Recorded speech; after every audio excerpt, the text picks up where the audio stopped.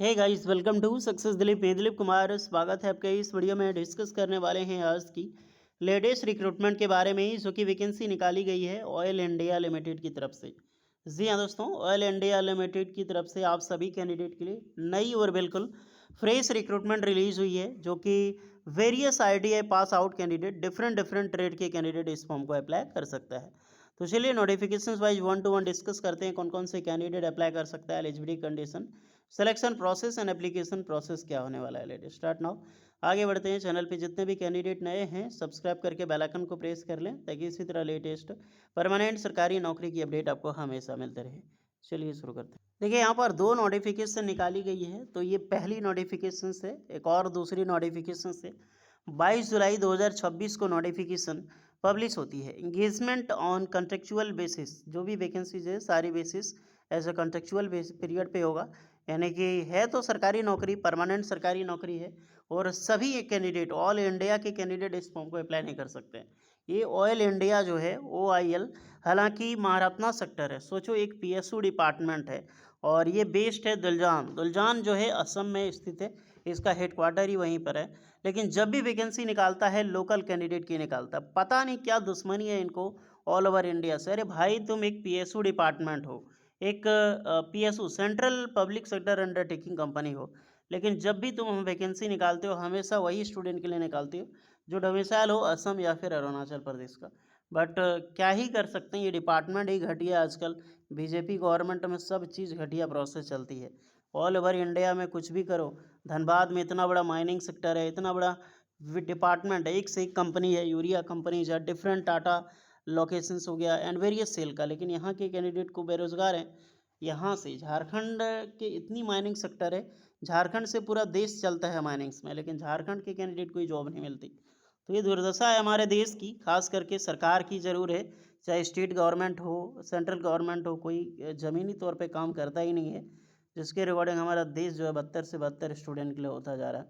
तो फिलहाल क्या ही कर सकते हैं, जो भी वैकेंसी निकाली गई है अपडेट तो देना बनता है। जो भी पार्टिसिपेट हो सकते हैं, चाहे असम अरुणाचल प्रदेश के बच्चे हो, वही हमारे सब्सक्राइबर, वो भी हमारे स्टूडेंट। तो जो भी स्टूडेंट है पार्टिसिपेट करें और अप्लाई करें। आपके लोकल में कोई कंपनीज होती है, प्राइवेट ऑर्गेनाइजेशंस, तो कमेंट करके बताइए, वहाँ से रिक्रूटमेंट निकलती है तो बेशक हम उनके बारे में आपको बताएंगे। ये है आपका 9 वैकेंसी है। एक और नोटिफिकेशन इलेक्ट्रिशियंस की, उसमें 2 है, टोटल 11 पोस्ट पर वैकेंसी इन्वाइट की गई है। कॉन्ट्रेक्चुअल लॉजिंग असिस्टेंट की पोस्ट है। First of all must 10th पास होनी चाहिए, प्लस 10th पास के साथ आपका ITI कंप्लीट हो। Must have national trade certificate होनी चाहिए। ओके, नेशनल काउंसिल यानी कि NCBT SCBT दोनों अप्लाई कर सकते हैं। हालांकि ट्रेड बात करें तो diesel mechanic, fitter, electricians, Turner, welder, motor mechanic and machinist trade के कैंडिडेट अप्लाई कर सकते हैं। प्लस ऑलमोस्ट 6 मंथ का क्वालिफिकेशन से एक्सपीरियंस आपके पास कंप्लीट हो वेरियस ट्रेड के बाद। 18 से 40 साल के कैंडिडेट अप्लाई कर सकते हैं। ST/SC वालों को 45 साल और OBC वालों को यहाँ पर 43 साल की छूट मिलती है एज में। फिक्स्ड सैलरी होगी 21,450 रुपये पर मंथ आपको सैलरी मिलेगी। डेली के हिसाब से 825 रुपये पर डे आपको यहाँ पर सैलरी प्रोवाइड की जाएगी। वेरियस कैटेगरी वाइज आप एक बार देख सकते हैं, जिसके अकॉर्डिंग अप्लाई करोगे आप। Selection criteria walk in interview होगा। 100 मार्क्स का यहाँ पर एग्ज़ाम्स होगा, टेस्ट होगा। 50 आपके 50 रहेगा ऑल कैटेगरीज के लिए एंड 50 रहेगा आपका professional language and various category के लिए। इंटरव्यू है, लोकेशंस है और आपके रजिस्ट्रेशंस। इसका ऑनलाइन रजिस्ट्रेशन 10 अगस्त 2026 को 7 बजे से लेकर 9 बजे सुबह के बीच में चलेगा और इसका वॉक इन इंटरव्यू 10 अगस्त को ही होगा। यानी कि लगभग 6 बजे आपका इसका सेंटर पहुंच जाना है दुलजान। ओके, क्योंकि 7 बजे से लेकर 9 बजे तक इसका रिपोर्टिंग रजिस्ट्रेशन टाइम होगा और इंटरव्यू आपका 10 बजे से स्टार्ट होगा। ऑलमोस्ट रखो कि आफ्टर 10 AM के बाद स्टार्ट हो जाती है। तो यही असेसमेंट है, वॉक एंड ड्राइव। जो भी स्टूडेंट जाना चाहता है, 6 मंथ 24 मंथ यानी लगभग 2 साल का आपके पास सरकारी नौकरी अभी है इसका।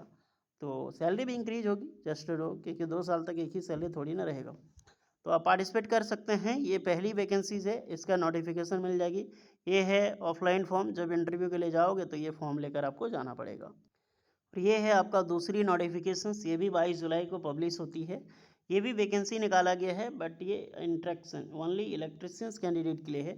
10th पास प्लस NCBT SCBT से अगर आपने इलेक्ट्रिशियन ट्रेड में ITI पास आउट किया है तो बेशक अप्लाई कर सकते हैं, बट इलेक्ट्रिशियंस वर्कमैन परमिट का आपके पास होनी चाहिए पासिंग, जो सर्टिफिकेट होता है इलेक्शंस का लाइसेंस, प्लस 2 साल का वर्किंग एक्सपीरियंस होना चाहिए।